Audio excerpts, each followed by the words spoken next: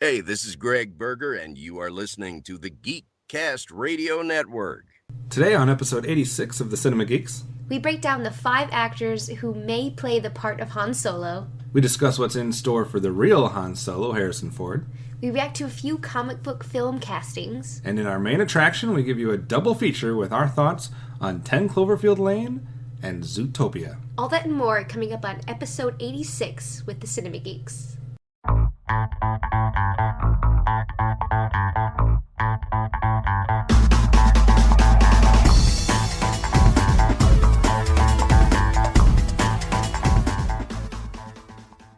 That's right, it's episode 86 of the Cinema Geeks, and I am one of your Cinema Geeks, Kevin Optimus Solo, and joining me today is Hard Candy Mandy. Hello. Yo, what's up? And it's just the two of us. You and I. Just the two of us. There we go. Cue the Will Smith.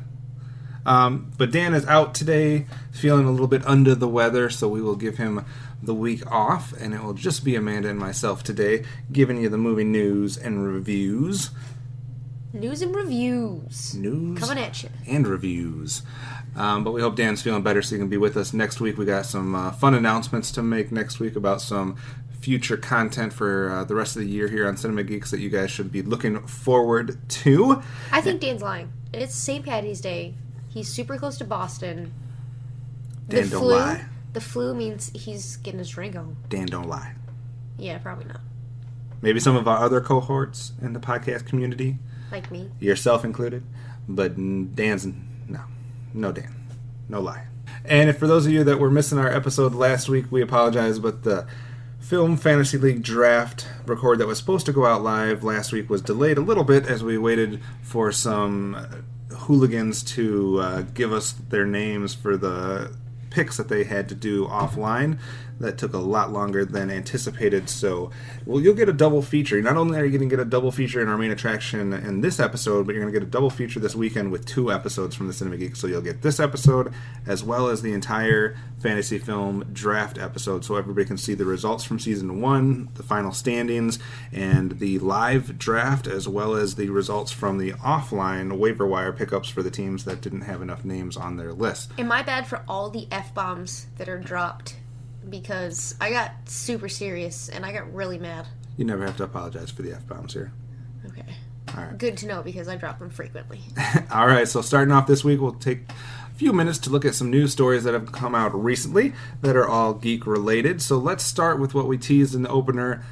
Apparently, the list of actors has been narrowed down to 5 for who will play the young Han Solo in the standalone Star Wars film based on Han Solo. So, I don't know how well you'll know these names, but we'll throw them at you and see what your reaction is. We haven't seen Hail Caesar, so that's not going to help us, but a guy named Alden Ehrenreich from Hail Caesar. We got Taron Egerton from Kingsman: The Secret Service. Love him. We have Emery Cohen from Brooklyn. I like that dude. We have Blake Jenner from Everybody Wants Some, which is coming out later this year, so I can't speak much about him. And Jack Rayner, who is in Transformers: Age of Extinction. The Marky Mark one? Yes. So, those are the names being thrown out for Han Solo. Obviously, you might not be aware of a couple of them, but out of the ones that you do know, any preference? I'm going to say either Taron Egerton or Emery Cohen. Yeah, I think in the article kind of suggests this too, that it seems like it would be hard for Taron Egerton to do that because we have some Kingsman sequels coming out. He's involved apparently with one of those 800 Robin Hood films that's coming out. Oh shit. So I don't know if he'd have time by that or not, or time for that or not. But Emery Cohen has the kind of right jawline. I don't see him as sarcastic enough though. I think he could be. Where I think see he's Taron got Egerton had that sassiness in Kingsman.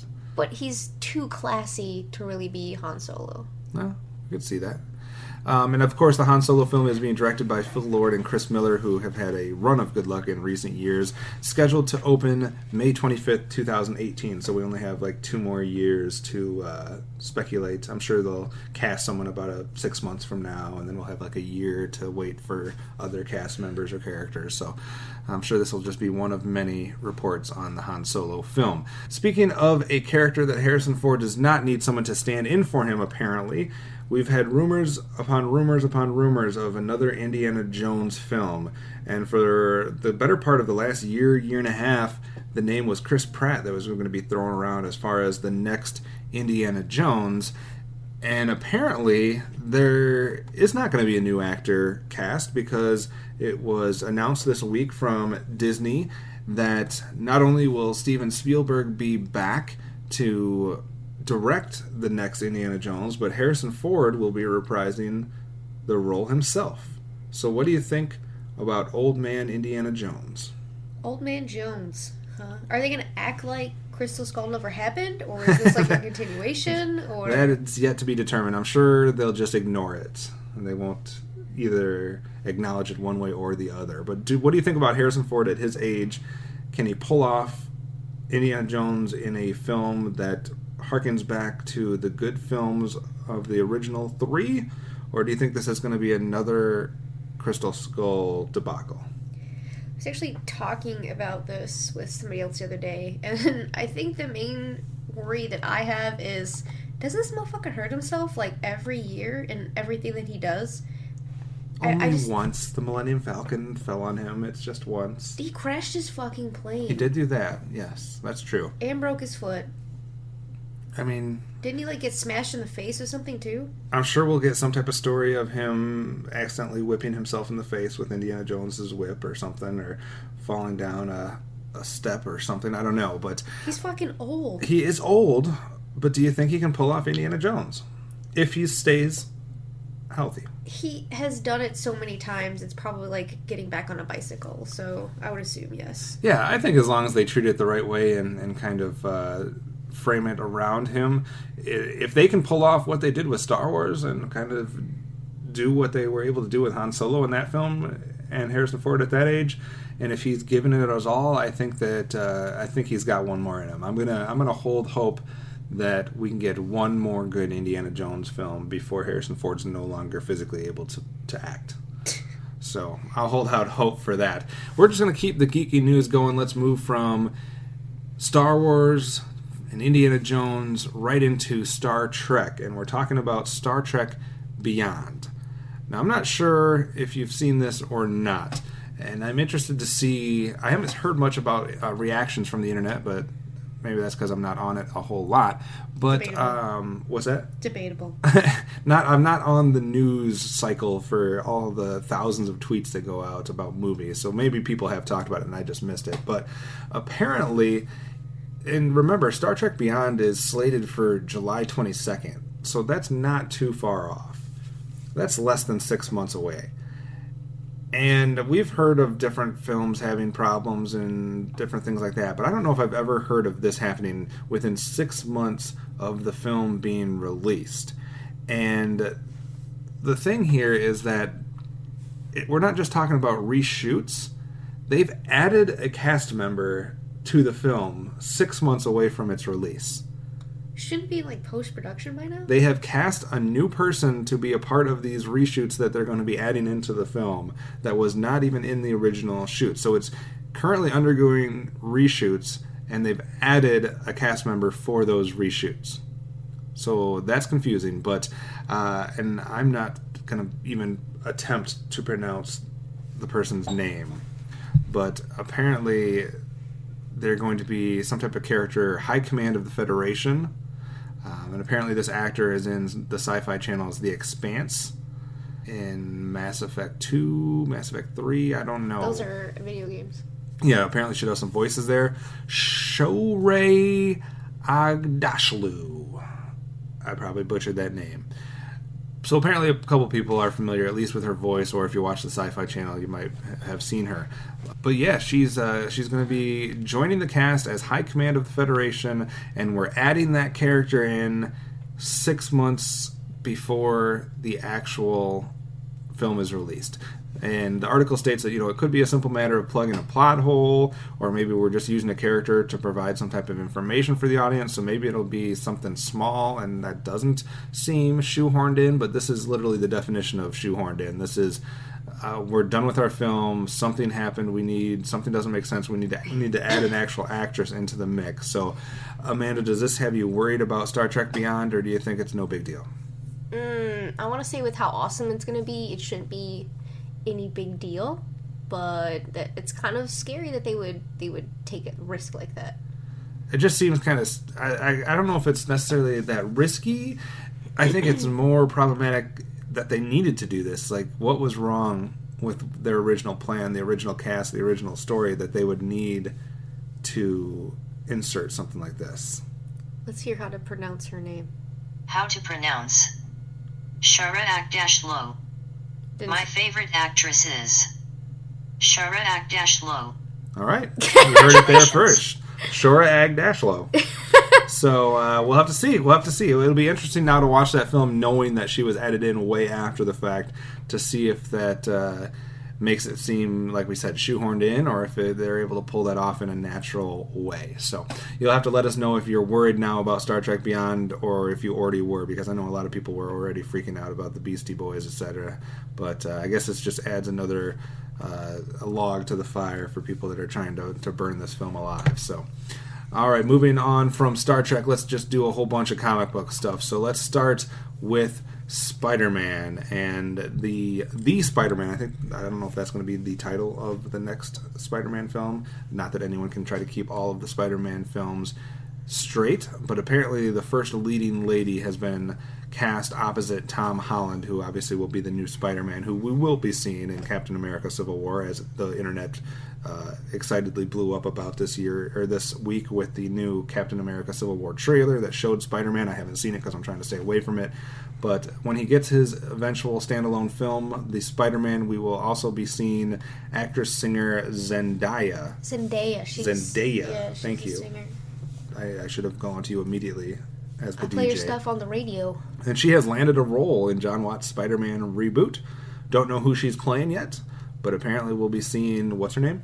Zendaya and Tom Holland playing off of each other on the Spider-Man film. I don't really like it. I don't like it. Don't like it? Why? She just... is she supposed to be MJ? She's supposed to be who? MJ? Mary Jane? It says they have no idea what she's going to do. No idea what her character is. So it's, I don't know. So we got Tom Holland, Marissa Tomei, and now... Zendaya. All right. Let us know what your thoughts are on the additions to that cast, or even if you know who Zendaya is, because I didn't until just now. All right. Also, another casting, which might have more people interested because they're going to know who this guy is. Switching, I guess you could say, from one franchise to another. J.K. Simmons will be Commissioner Gordon in the Justice League movies. So I know a lot of people really loved his work as J. Jonah Jameson in Sam Raimi's Spider-Man films. So now he's going from J. Jonah Jameson to Commissioner Gordon for the Justice League movies. Amanda, excited? Good? Bad? What? Bro, I don't really like it. I think that he just should have stick to JJ. And, I mean, not that he wouldn't be awesome, but why? Why pull him into another little comic book universe here? Well, I don't know. I think he's good with that sort of character type. You know, the side supporting. He's going to be the same, though. He's going to be the exact same. How is there? I don't know if it'll be the exact same. I think J. Jonah Jameson and Commissioner Gordon are quite different characters. But him playing it is going to be the exact same fucking thing. No, he's going to be channeling that Whiplash guy. He's a commissioner now. And he's still going to be a hard ass. Yeah. I guess I always viewed J. Jonah Jameson more comical, though, and Commissioner Gordon more serious. So we'll have to see. And for those of you that haven't been keeping track, Justice League Part 1, currently scheduled for November of 2017, and the cast now includes Ben Affleck, Henry Cavill, Gal Gadot, Jason Momoa, J.K. Simmons, Ezra Miller, and Ray Fisher, and that is also being directed by Zack Snyder, like Man of Steel and Batman v Superman. So, are you excited for Justice League movies in general, or do you want to wait and see what happens here first with Batman versus Superman? I've always kind of been excited about Justice League before it was even going to be like a live-action movie. I watched a lot of cartoons and stuff along those lines, so it was always pretty intriguing for me to see those characters. I've read like a few weird little comic books out of some cereal boxes, and I liked it.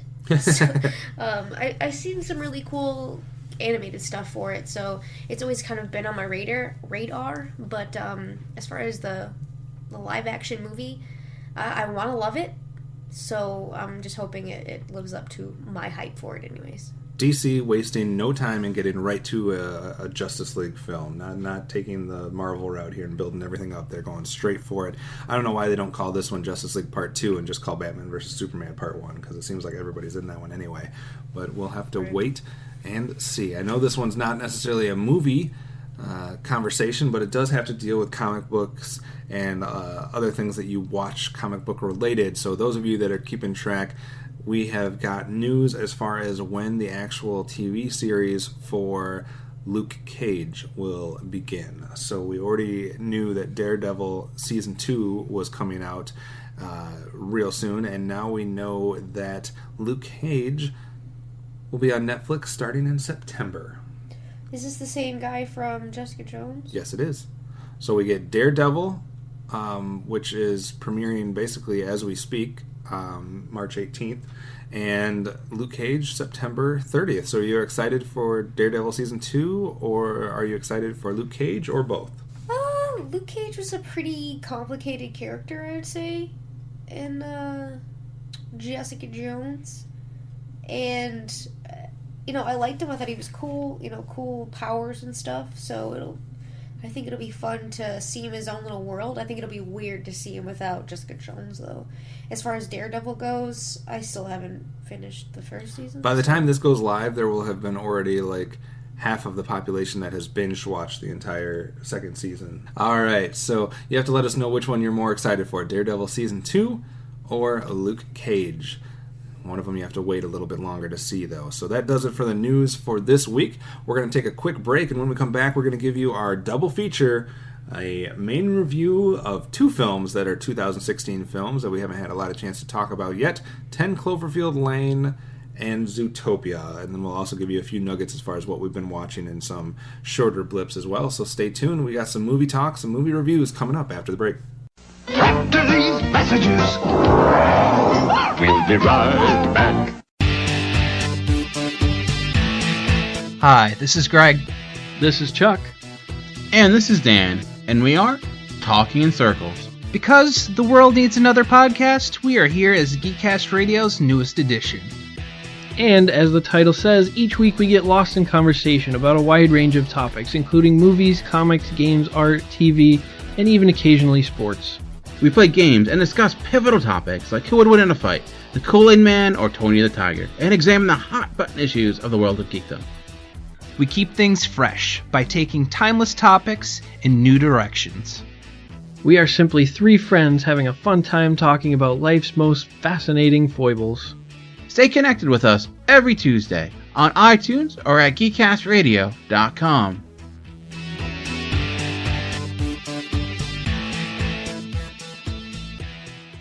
Hey guys, it's Optimus Solo and Hard Candy Mandy. we just wanted to let you guys know about another podcast out there that we both think you would all enjoy. It's one of both of our favorite shows to listen to, and it's none other than the True Bromance Podcast. True Bromance is a movie podcast hosted by longtime friends Hyro and Barry, and if you like to smile, laugh, and just be genuinely entertained while listening to movie talk, then this is definitely the right show for you.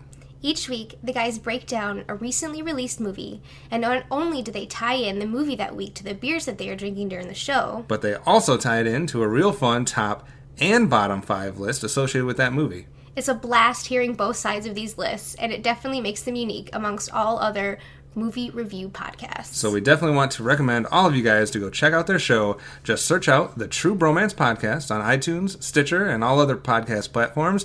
And if you listen via iTunes, do us a favor and leave them a 5-star review. And don't forget to let them know that the Cinema Geeks sent you. Now back to the show.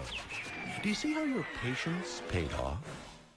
All right, thanks for sticking with us. It's time for our double feature main event, main attraction. We're actually going to be giving you some 2016 movie reviews here.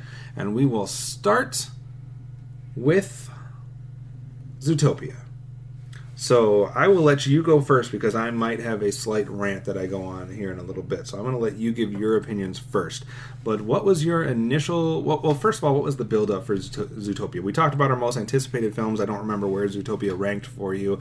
We got a lot of animated films coming out this year. What was your interest or excitement level for Zootopia in relation to what else is coming out? I wasn't really super excited. I don't think I was crazy stoked. I thought it looked super cute, awesome idea.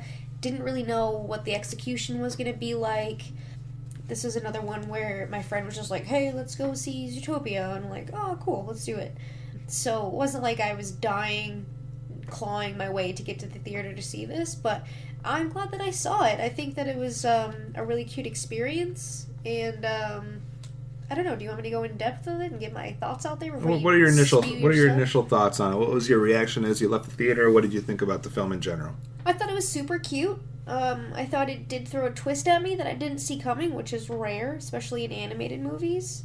I think that the animation was superb. I think it was really, really awesome to look at, and some of the animals were super cute. No kitties though. Really upset about that. There was no just kitties. I think there might have been a leopard or something. Yeah, that's a different movie coming out later this year. So I was okay with it, but I felt for the main character like right away. You know, I was like completely vested. Like, yeah, let's do this, little bunny. We're gonna get through this journey together. So you know, I was vested right away, and I was into it. I don't think I ever got super bored or anything. I wasn't blown away, I would say. I thought it had some super good elements to, as far as like teaching properties go for children, and some so I guess it went dark a little bit a couple times, but I think it was a good teaching tool too. So overall, pretty nice. All right. Did you, because this is a Disney film, did it appear to you as a Disney film, or do you think it's something unique that they're doing compared to a lot of their other stuff? I mean, I know they have stepped off the beaten path a little bit in recent years with Wreck-It Ralph and some things like that, so it's not all just, you know, Disney princess films like we got used to for a long time. Is this something that is an interesting direction for you that they're going in, or did it seem like it wasn't Disney? Well, what was your kind of reaction with that?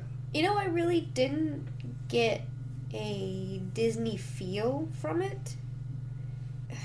I don't think that I would have right away said, this looks like a Disney movie.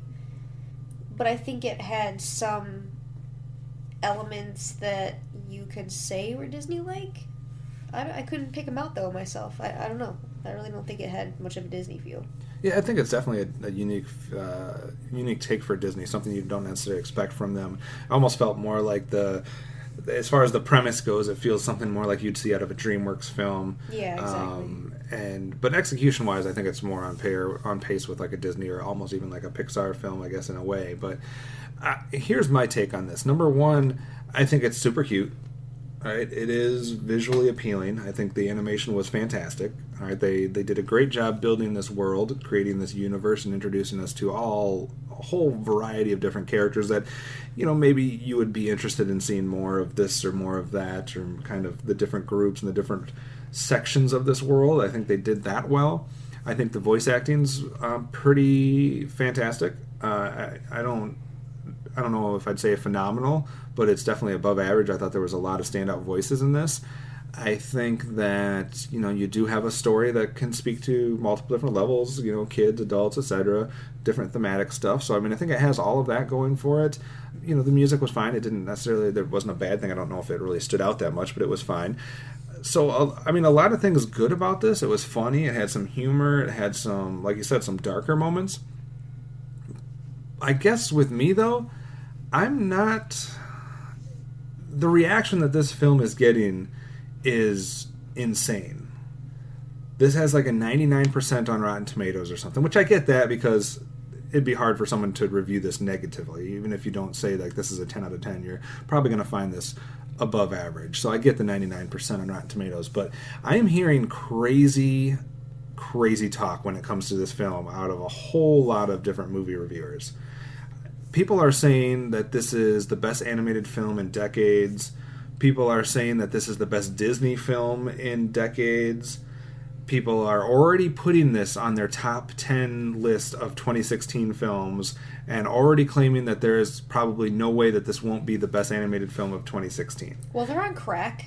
Can we just pump the brakes a little bit, guys? I think that has to be a reaction.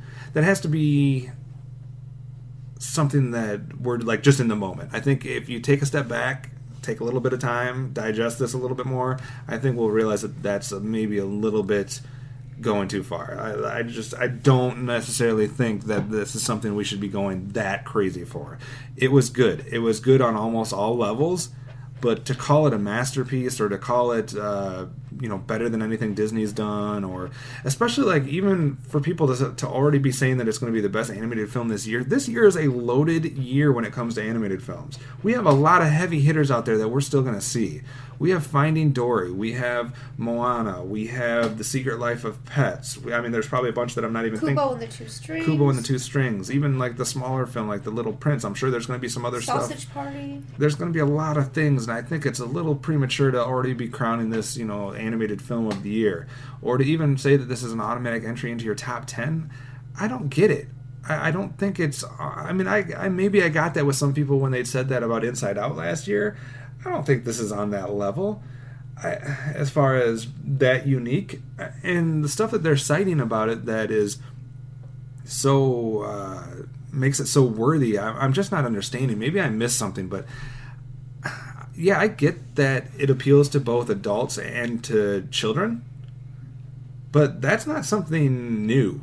Yeah, it's not unique at all. Maybe back in I think this has been happening forever, but there's been so many films that have successfully so many animated films, that have successfully appealed to both the young demographic and adults. There's a ton of films that have adult humor or adult lines or adult things that kids aren't going to get that the adults are going to love and the kids are going to love because it's fun or funny or whatever. Like that, we can stop putting a gold star on movies for doing that.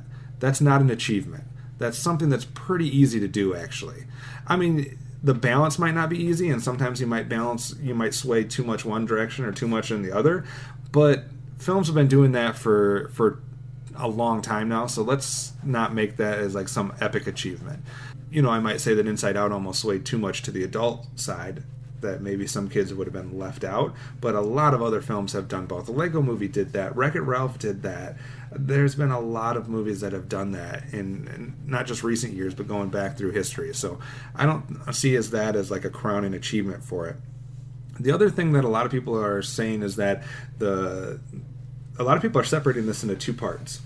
They're separating it into the movie up until the press conference, if you will, without spoiling anything. And then they're talking about the press conference onward as almost the second half or the second movie. And in doing so, they're going crazy about the second half. And they're talking about how the second half has so much thematic resonance and it deals with so many different real life elements, talks about racism, talks about police brutality. Not necessarily police brutality, but the police force's part in kind of forwarding racism or unequal treatment, etc. It's talking about women's rights or feminism. It's talking about stereotypes. It's all these different elements. And I get that it can be seen in all those different ways. Which half did you prefer? Did you prefer more the introduction of the bunny character and her desire to be on the police force and her introduction to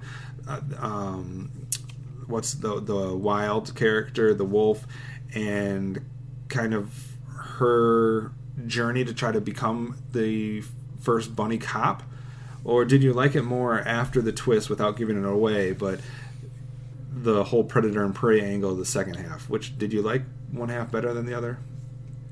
I don't really know. I think that the press conference, her reaction during the press conference, was a little unexpected, but I kind of got it, and it kind of hurt my heart a little bit, but I don't know. I think I liked before the press conference. I think I liked her journey to becoming the first bunny cop. See, I wanted to see because I felt like I was the only one, because everybody is going apeshit bananas about the second half and how great it is and how thematic, how many different things that you can draw from it, and how once that press conference happens, everything just elevates and this, that, and the other. I liked the first half better. I liked the development of the first half. I liked the kind of... There was a lot of nods to classic filmmaking in the interaction between I can't remember her name, but between Bunny and Wild. Like, the whole introduction... Bunny and the Fox? What's that? The Bunny and the Fox? I keep calling the wolf. The Bunny and the Fox.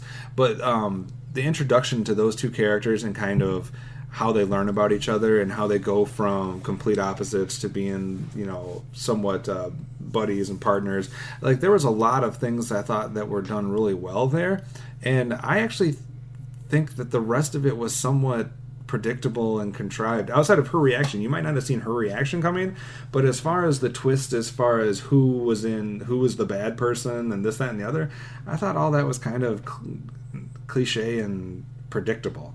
I was not surprised at any of those reveals, and I didn't necessarily find those that great like everybody else. But maybe I don't want to say that any of that's bad. I'm not necessarily pooping on this movie at all. I think it was a really, really good movie, but I just think we need to pump the brakes a little bit of some of the praise that is getting lauded on this film.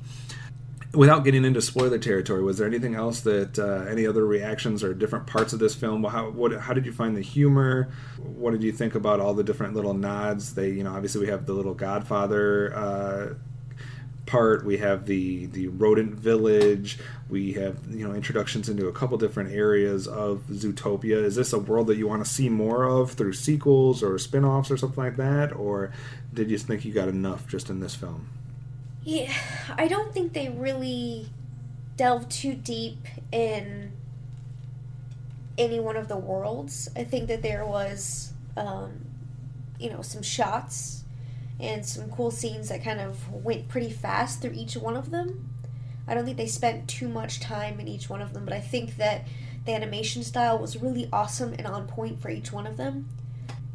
And the little Godfather rat thing, I thought the animation of just him blew my mind. Like, his little fingertips and how detailed everything was so perfect. And then his daughter that looked like Snooki was really legit. I really don't know if I need a sequel from this, but I think one would probably work just because they could go so many different ways with their partnership and all that good stuff, or even a spin-off TV show or something. Did you have a favorite scene or character or bit that they did throughout the whole film? A lot of people are pointing to the sloth scene as a favorite scene. Did you enjoy the DMV scene? I did when I saw it in the trailer the first 800 times. Other than that, I really didn't give a shit about the sloth scene because I had already seen it so many times. It just wasn't cool for me anymore. It didn't have as much weight behind it. I think that the movie had a very different feel from what I got from the trailer, but I was surprised by that. Surprised in a good way? Yes.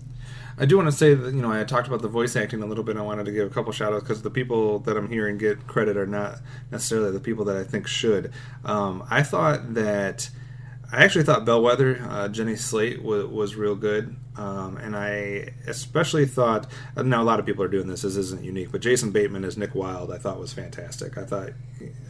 I actually did not even realize half of these people were who they were when they were voicing it. I wasn't trying to pay attention to who was doing what voices, and I thought a lot of them blended in really nicely. But honestly, I think my favorite voice of the whole thing was Idris Elba? It wasn't Idris Elba, as funny as that is, but it was Judy Hopps' dad. I thought his name was Stu Hopps. I thought, and I'm not familiar with this actor, but Don Lake is the voice. I for some reason thought that his part as the dad was quite funny at the bunny farm and stuff like that. But man, you had a lot of people in here. J.K. Simmons. You had, obviously, like you said, Idris Elba, Tommy Chong, Octavia Spencer, Alan Tudyk, Shakira. And then, of course, Mr. Big in those Godfather scenes was voiced by none other than Maurice LaMarche, who is Brain from Pinky and the Brain. So I thought that was phenomenal as well. But yeah, the voice acting was real good. Any other thoughts on Zootopia, and where would you put this one through 10? Man, I don't think I liked it as much as everybody else, and I guess. I think it was mildly okay, but I wasn't in love with it. I don't know. I thought you liked it a lot coming out. I liked it, but I'm not saying that's one of the greatest Disney movies ever. Well, I wouldn't say that either. I think it's a good film. I can give my grade first while you come up with a number, but I guess where I'm pausing is I'm not necessarily putting this at like a 9 or a 10, where I think that quite a few people are putting in A+ type material. I think this is like a 7 out of 10. I think a 7 out of 10, that's above average. That's a good film. That means, it's probably in the top, 30 films I'll see this year maybe, but I don't think I'm going to go as far as saying it's top 10 material, or I don't even think you can go... people that are putting this ahead of Lego Movie or Wreck-It Ralph or Inside Out or Frozen or some of the Pixar stuff, I don't think that's legit. I think we need to pump the brakes on that. Maybe I'll have a different reaction on the second watch, and maybe I'll pick up more from it. I thought it was a good movie, but I don't even think there was a climax in this movie. There was no... It was a general storytelling, but there was no building up to a... Maybe people are saying that the press conference was some type of climax. I don't find that as a climactic event. It was kind of... It was a turn. Yeah, it was a turn. It was a turn and a shift, but that doesn't necessarily equate to a climax. And so I felt like I was missing, like there wasn't that punch, there wasn't that climax, there wasn't that jaw-dropping part to this film that just had me, some type of revelation or something like that. So it just didn't quite have that magic that a lot of these other animated films do. It was good. It was above average in all aspects. But for me, it's a 7 out of 10. I'll give it a 5.5. 5.5? Yeah. Your reaction coming out of the theater was like 8 level, and now you're at a 5.5. Because I've had time to sit on it. You really didn't like it at all? That's like barely above average. That's barely passing. Dude, I don't... Yeah, there's not a lot of memorable crap from this. Maybe it's been too long since we've watched it, and my excitement level has super dropped. She does have a very bad memory, guys, so she might not even remember what movie we're talking about right now. All right, so a 5.5 for you on Zootopia. That's super low, I think. I would be... Shut up. I think I would be having the same reaction if everybody was giving it a 5.5. I'd be like, nobody's high enough on this film. But instead, people are giving it 9 out of 10, and I think that's too high. I'm right. I'm at 7. That's where we all should be. Let's meet in the middle. Right, Hitler? Fuck. Well, how does that make me Hitler? Everybody needs to be the same. No, not everybody needs to be the same. Just everybody needs to agree with my score. So 7 out of 10 for me for Zootopia, 5.5 for Amanda. You guys will have to let us know where you think it is. It's doing phenomenal at the box office. It broke a record for opening weekend, and it's doing phenomenal as far as all the reviews go as well. So we'll have to see if all these people that are putting it at the top of their list are going to stay true and it still be there at the end of the year or not. I think that's a little crazy. All right, let's get into our second film, and let's talk a little bit about 10 Cloverfield Lane. Amanda, what was your excitement level going into this one? Anticipation level? What did you think? Wasn't crazy excited for it. I did not see Cloverfield. That found footage, shaky cam shit will make me barf, so I never even attempted to watch it. I was curious to see if it was connected, how it was connected, how this one would do. It's so ambiguous, you really don't know what's real, so I was excited for the suspense of it. Not one of my most anticipated movies of this year, by any means, but coming out of it, it blew my fucking mind. I think this one surpassed my expectations tenfold. I had no idea what to think going into this film. I didn't know. I've never seen Cloverfield either. I'm not a found footage fan. I'm fine. I'll be fine with watching it, I guess, at some point, but I wasn't jumping up and down about it. But honestly, the thing that was basically driving my excitement for this is all about John Goodman. I was all excited to see John Goodman. Anytime he appears in a movie, I'm usually excited, even though it's not always the greatest, but I'm a big fan of his, and I thought the trailers were very much intriguing. I'm also obviously a fan of limited cast and more like enclosed limited settings as well. It's one reason why I like Z for Zechariah, Ex Machina, and some other things from last year, because it really gives you a chance to kind of look into characters and their motivations and their actions, etc. So I was excited for John Goodman and the setting, but I had no clue what I was getting myself into. I didn't know if it was connected to Cloverfield, if it was going to ignore it, if it was going to be a prequel, a sequel, have anything to do with it. Nor did I know what Cloverfield even is in the first place, so I really wasn't sure what to expect. But I think it exceeded my expectations too. I don't think I'm going to be quite as high on it as you are, maybe. I might be a notch below, but I definitely was surprised coming out of it as to what I saw. I have one quip about the film that we'll get into a little bit later, but so coming out, you said it exceeded your expectations. What did you like most about 10 Cloverfield Lane, and why did it exceed those expectations? I think it was all the crazy layers that were just piled into this movie. There's nothing that's clear-cut, really, in this. And as soon as you think you have a handle on what's going on, it throws you something else to make you wonder, like, was I right? Is this really what's going on? And I think that the suspense just really kept you on your toes. And right from the get-go, there's an event, and the sound that occurs from this event, I think, scared the shit out of everybody in our theater. It scared the shit out of me, Both that's for of us sure. included, yeah, and just it set the tone. Like, you better be on your fucking toes for this movie, because you don't know when or what is coming.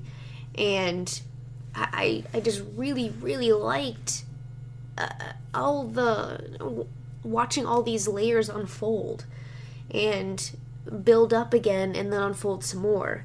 And there's just so much to take away, to think and be like, well, okay, did this happen? None of it is really completely put out there for you. So I like the suspense, making you wonder feeling, the tension that was there. I really enjoyed that. I think the performances really drove all of those things home and made it super believable and really drug you along for this ride. Well, let's set the stage a little bit for those people that might be as confused as we were going into it as to what we were getting into. This movie's basically a three-person story. So we end up, I won't go how you end up there, but we end up in a bunker.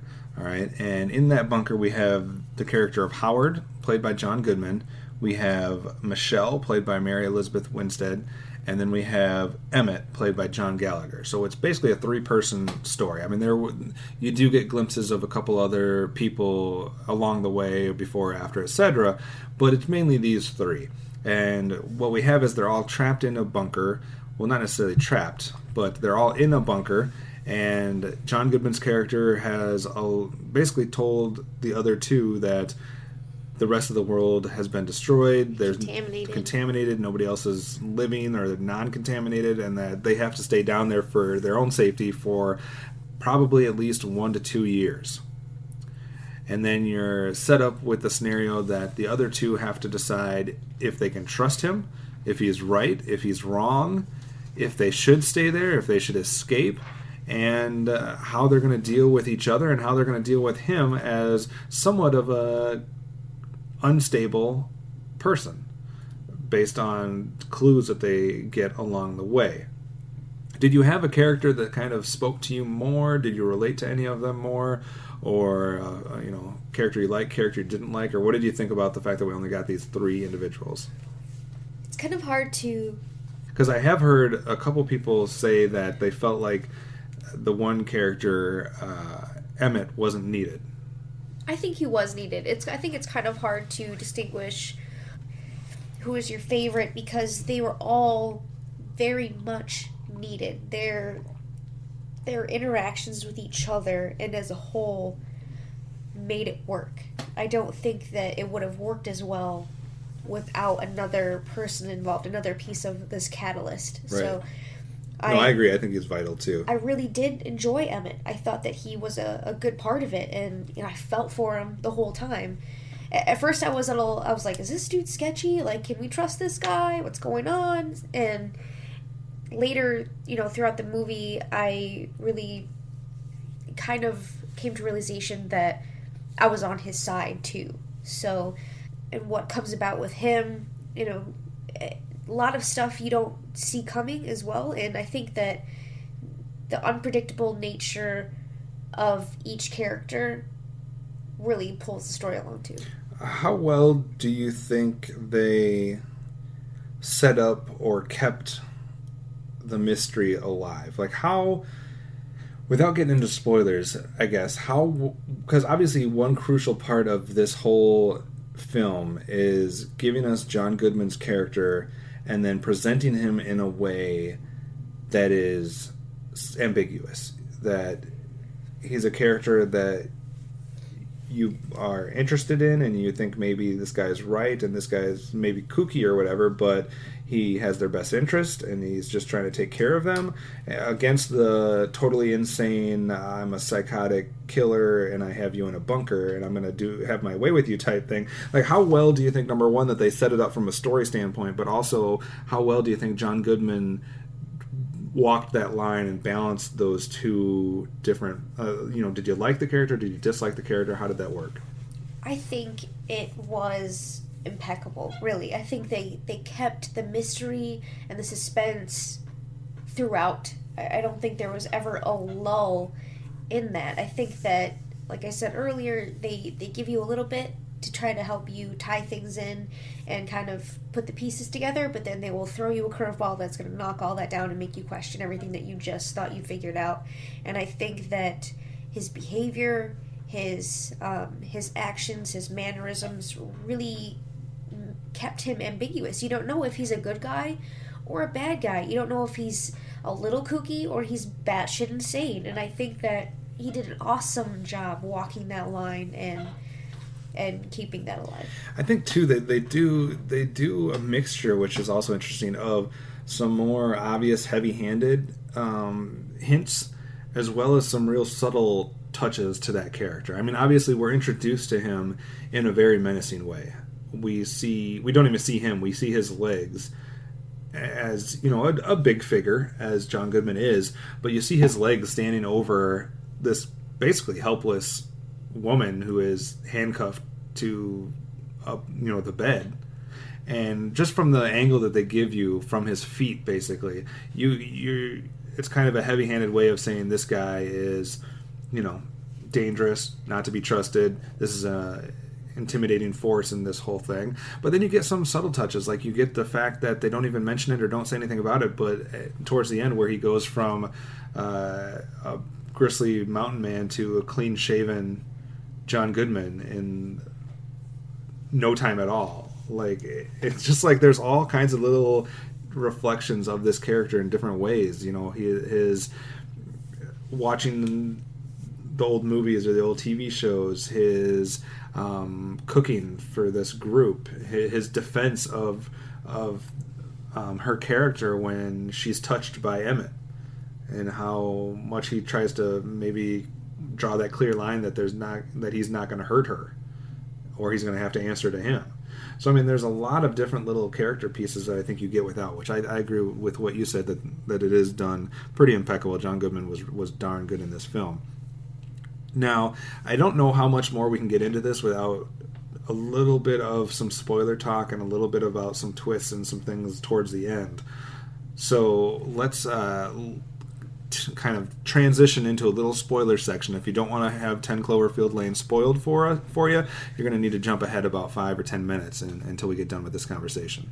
All right, so to start off with, as far as spoilers go, and I want to kind of get your opinion real quick on a couple different things. Now, obviously, throughout the film, we're put in a position, as Michelle is, that we're trying to figure out if John Goodman's telling the truth or not. Is the world contagious? Is the world dead? Or is it safe? And we've seen some different things.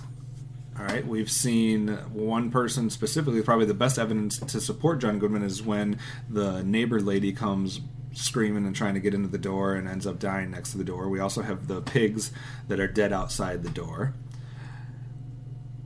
How did that work for you? And did you have it figured out before the reveal, or were you going back and forth as he's right, he's wrong, he's right, he's wrong throughout the whole thing? I was going back and forth. I didn't know what to really think when we saw the pigs. That could have been, part of his game. He could have done that to those pigs. But then when that lady showed up, I was like, oh shit, there really is something going on out there. And it wasn't what I thought. Mm-hmm. So it was still different from what I thought it was. And then you also had the other underlying story of that there's evidence of some other girl being in this bunker at some point with John Goodman. There's the word help scratched on a window. There's a picture of this girl who he introduces as his daughter, yet Emmett says that that's not his daughter. That was a girl that went missing. How did that play into the part? Did you think that was a necessary storyline? Did it add another layer, or did you think that could have just been thrown out? No, I liked it. I thought that it really bumped up the creepiness to John Goodman's character. And then more questions that you're trying to figure out throughout the whole thing, too. Yeah. Why was there someone else down here before? Is he a psychotic killer and he is trying to do it again? Was it a completely separate incident and that just happens to be why he has this bunker? Yeah. So it does add a lot of things to that. Now, if I told you, and I don't know how much you know about the production of this, but this has been something that was originally going to be something else. All right, it originally was not going to be a Cloverfield movie. That was not the title of the film. And in the original story, it does not end like it does in the film. What did you think about the final act where we are introduced to her escaping from the bunker and we see evidence of obviously this alien ship and alien life forms on Earth wreaking havoc and doing what they want to do? Did that help you? Did it make the movie better for you, or did it make it worse for you? Like or dislike the alien part of this film? I dug it. I think it could have been a little bit better, well done. Do you think the fact that it's named Cloverfield ruined some of the suspense to whether John Goodman was telling the truth or not? Not for me, because I didn't know if it was actually connected to this or what. So I kept wondering. And I thought Cloverfield was like some rip-off Godzilla movie, so I really didn't make the connection between the aliens. But do you think if someone was real versed in had seen the other Cloverfield and see that this one has Cloverfield in the title, that they would be like somewhat not buying the whole suspense that we got from it because they know that this is an alien story? I don't know how to answer that. In the original story for this, before it became part of this Cloverfield universe and before it kind of shifted gears, we actually have an ending that is quite different, and it did not involve aliens. It did involve her escaping from the bunker and surviving and driving off into the distance, and then I think she supposedly goes over a hill or drives to some part and then sees, I don't know if it's Chicago or she sees some city completely demolished. Like it's not there anymore, everything's dead and gone and whatever, and then it fades to black. I think I might have liked that a little bit better, but I think there was kind of a hell yeah moment when she decides to kind of take action at the end. Yeah, I think I'm not convinced. I don't know how I would have ended it. I like the sound of the way that story would have went. Maybe in the kind of the fact that she escapes and she realizes that, hey, everything's fine. I can breathe out here. He's being a liar. I'm going to drive off, and then all of a sudden, shit, something happened.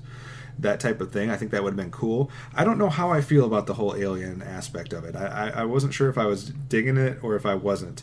It was definitely a weird twist right at the end, I guess, and kind of a slap in the face of like, this is what's going on, and then the whole drive to Texas or do this, help us out with fighting these aliens. That I could have maybe done without, but I don't think it necessarily takes away from the whole point going up to that. What was your overall opinion as far as a score for this film? And I know you said it exceeded your expectations, but where do you finally land when you come to try to score this thing? I think when it comes to the score, I'm going to rate this pretty high. I'm going to give it an 8. I just really, really, really liked it. And before I give my score, I just had one other question for you that I forgot to mention since we were in the spoiler section. But what was your reaction to our 3-person story changing and going down to a 2-person story when that happened? When it dropped down to 2 people, I was not expecting that at all. That came out of left field for me. they lulled me into this false sense of security. You're sorry. You're sorry. I really thought he was going to take it, and, you know, some more crazy stuff was going to happen, and they would have gotten farther in their little plan. Was not expecting that at all. But then when that shift happened, it was pretty drastic. Like, it was night and day. His behavior really changed. I was expecting him to look a little bit more deformed after he comes into contact with a certain item in the bunker. I was expecting it to be even more hideous than it was. But yeah, there was definitely an unexpected twist with that aspect as well. But final question for you, and then I'll give my grade, and that is, if we are ever stuck in this situation, are you capable of creating a spacesuit gas mask out of a 2-liter bottle and saving us? Oh, fuck yeah. Okay, I just wanted to make sure you had that expertise and those skills. Of course. My score, I think like I said, I might be a tick below you, but that's more so just because of the ending. I think it might have been able to be handled just a slightly different way. But I'm going to be a broken record, I guess, because I gave Zootopia a 7. I think this one I'll give a 7, but I'll give it a slightly higher 7. Let's go 7.5, just so it can be slightly above Zootopia, because I think there was a lot of stuff to delve into. You said there's a lot of layers. There's a lot of stuff about these characters that was interesting. That it was the puzzle that you were trying to figure out on different, not just the puzzle of is the world safe or not. There was a lot of other puzzles. There's this: are these people good or are they bad? Is Emmett good or bad? Is John Goodman's character good or bad? Or what level of good or bad are they? What happened to the other girl? What is the world safe or not? There was a lot of different mysteries, and I think they did a pretty good job of balancing all those and keeping us in suspense, especially for those of us that don't know the Cloverfield connection. So, positive review for 10 Cloverfield Lane. Be interested to see what you guys have to say on that one.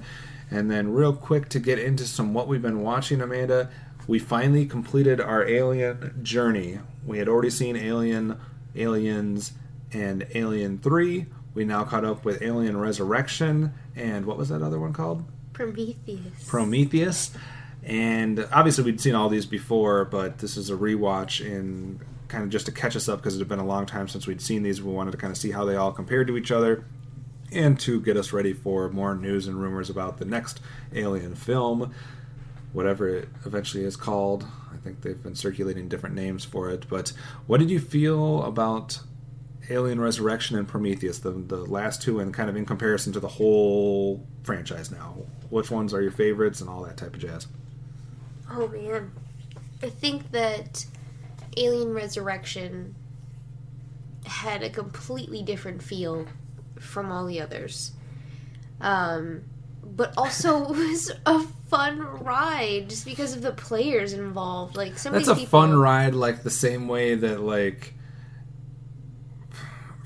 whatever, Freddy Krueger, the 7th installment, or Nightmare on Elm Street, the 18th installment, or whichever one of those had more installments. Like, it's fun the way Final Destination 4 would be fun.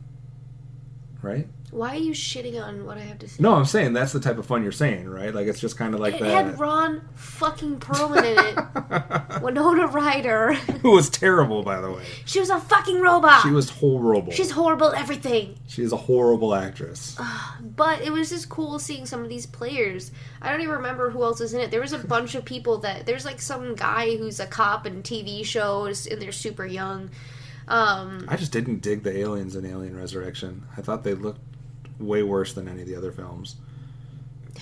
I don't know. I also don't understand any of the science of Alien Resurrection either. No, it was weird and disjointed, but it was fun. I thought it was... I still am trying to figure out how you get a spot of DNA from somebody.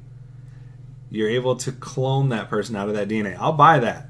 But when you clone someone, I'm not buying the fact that they're also going to be pregnant still with the same alien baby inside them still. Like, I don't think that's part of cloning. I think there's a problem with a lot of the science in several of these alien movies. There was a couple others that we couldn't fucking figure out either. Definitely. It's kind of a theme with this. Alien 3 had some of those same issues.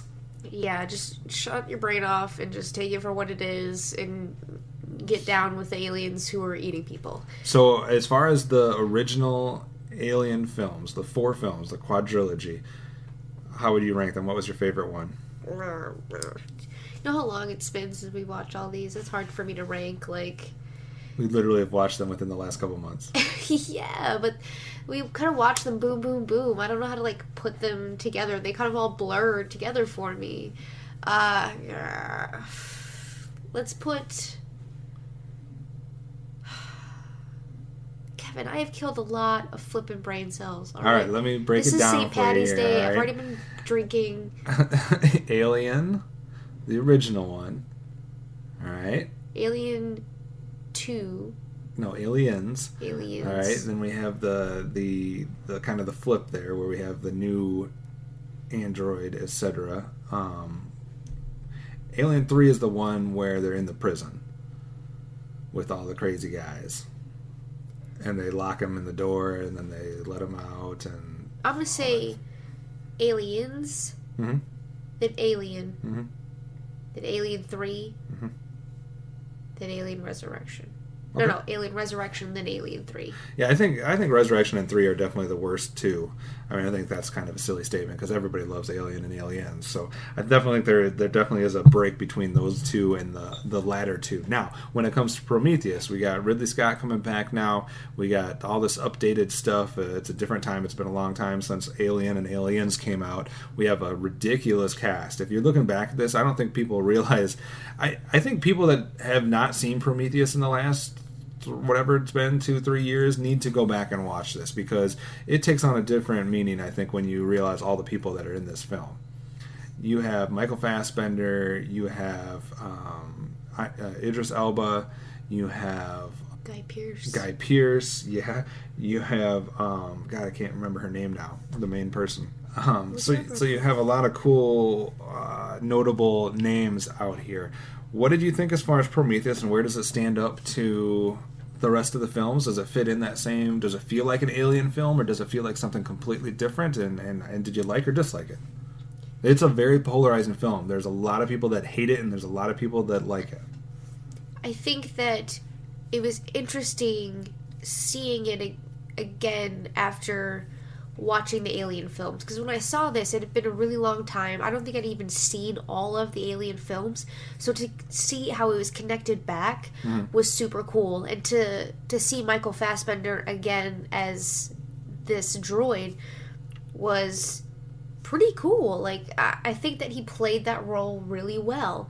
I think he did kind of take a page out of the first couple AIs book or whatever. I think he really was in line with that. I think his behavior really matched up with their behavior and their thought processes too. Right. I think that's an element that was done really well in the first two films that is not done so well in the other two Alien films, is the synthetic life force or the AI or the droid or the robot. Like, they're present in those other films, but it's just not as well done. I think I was forgetting the women before, but Naomi Rapace and Charlize Theron, also some big names across the board.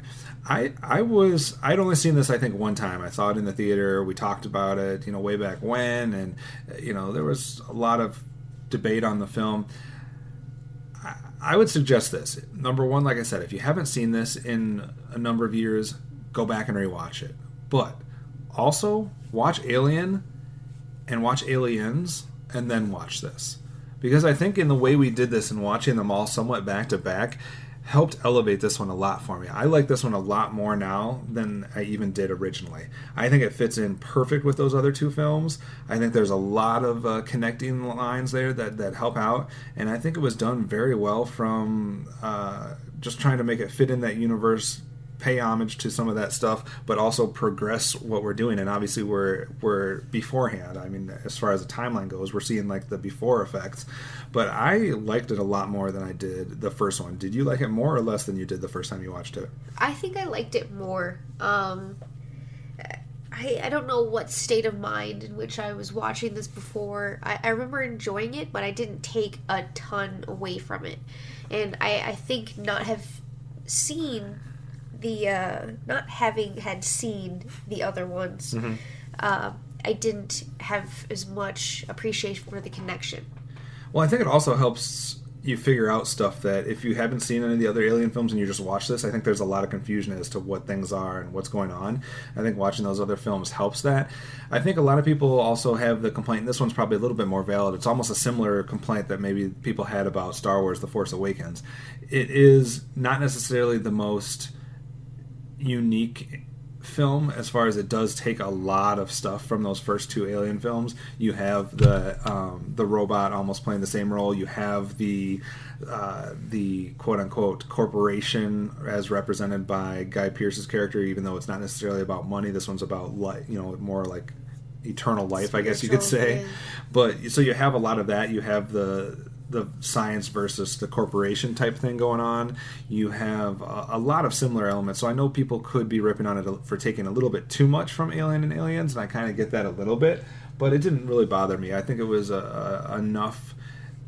There was enough distance because of it being so much of a prequel and so much of a distant past that I really appreciated it. And I think it was, they did have some epic shots that we see again, obviously in Alien with the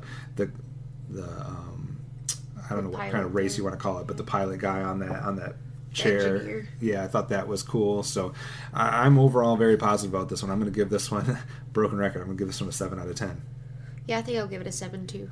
All right, so 2 7 out of 10s for Prometheus, and we don't have to talk about this next one very much because we didn't get to watch very much of it. We didn't get to. We chose not to. We chose not to. I very rarely do this. I'd heard great things about The Assassin, so we put it in. We got it from the Vitya store. We put it in there, and we made it a half hour through, and I stopped it because that is utter garbage. It was total shit. So if you're into martial arts or... There wasn't even a lot of that. I hadn't even got to any of that. If you're into very slow-paced, scenic talking, just stuff shots. And scenes and dialogue that that have nothing to do with anything and don't seem like they're moving the plot forward at all. Maybe this movie gets real good the last hour, but it's not worth it. A half hour, shut it off. That movie is absolute garbage. Unless you are a huge fan of very slow-paced, scenic Terrence Malick type bullshit, I would avoid The Assassin at all costs. It wasn't even just scenes, it was like scenic stuff. We're just watching one person. It's not like it was pretty scenery either. Yeah, it's like, oh, here's someone standing there.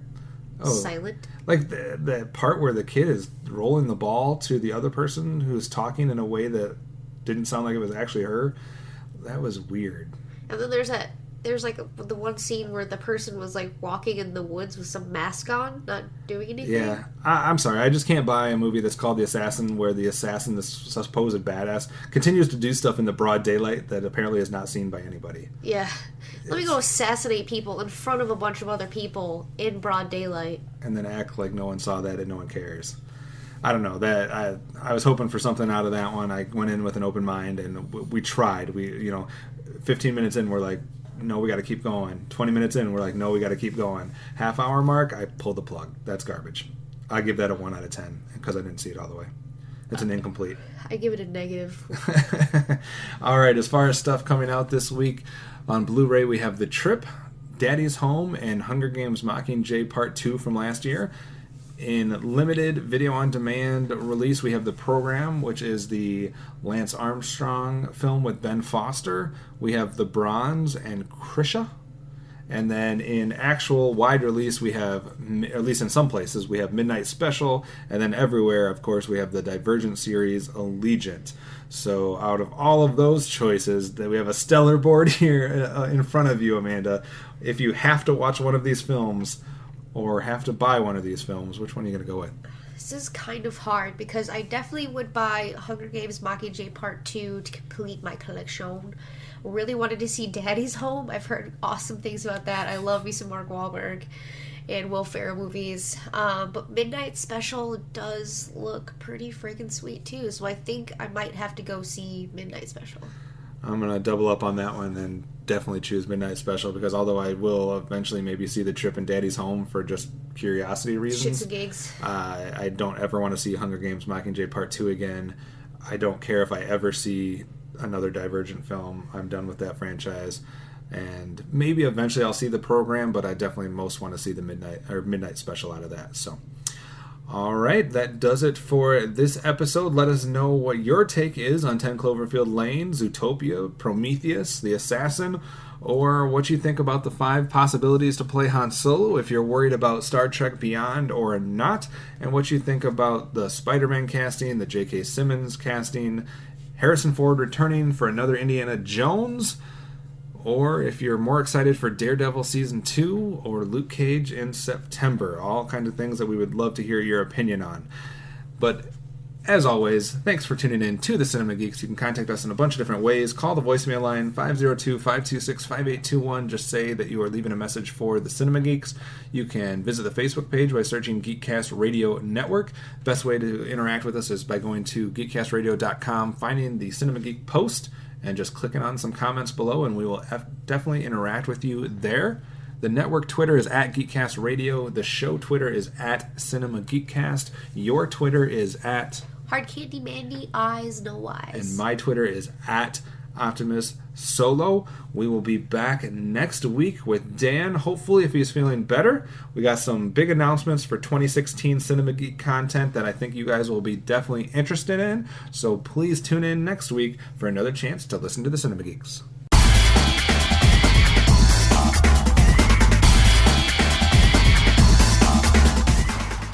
And in our main attraction, we give you a double feature with our thoughts on 10 Cloverfield Lane and Zootopia. All that and more coming up on AB. On ABC? At AB. Coming up on what? I was still stuck on the Cloverfield Land. I know, I saw that too. I'm like, that's Cloverfield Land. I was like, fuck. Where do I start again? Just that last line. Oh, I gotta get the giggles out now. I thought we were doing a commercial for ABC Network. I was like, what did we get signed up? What happened here? All that and more coming up on Ace. Try it again. Stop it. All that and more coming up on episode. I can't say. I can't say it. Shut up. You just lost your shit. I've never seen you laugh so much in your life. I can't say it. Verklempt. Episode 86. Episode. Oh, my heart hurts. Stop it. Why is it so funny? Okay, 5th time's a charm.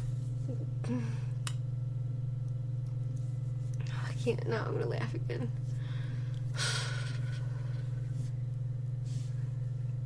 All that and more coming up on episode 86 with the Cinema Geeks. That was still hard to say. A tough one. Oh, Lord. All right. Got that out of the way.